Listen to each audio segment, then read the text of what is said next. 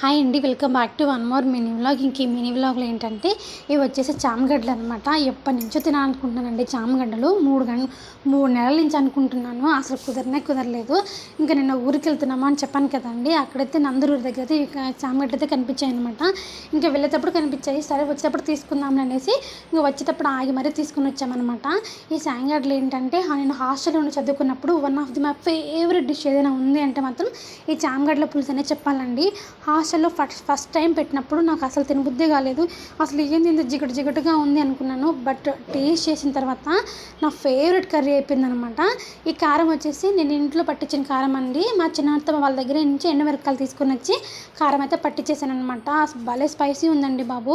ఒక్క స్పూన్ వేయగానే ఈరోజు కూర మొత్తం స్పైసీ అయిపోయింది. బట్ టేస్ట్ మాత్రం అదిరిపోయిందండి. మీ దగ్గర కూడా కనిపిస్తే మాత్రం ఖచ్చితంగా ట్రై చేయండి. అవును, ఇంతకేపైనా మీరు తిన్నారా? తినంటే మాత్రం కమెంట్ సెక్షన్లో ఎస్ అని కమెంట్ చేసేసండి. వెళ్తూ చిన్న లైక్ ఇచ్చేసి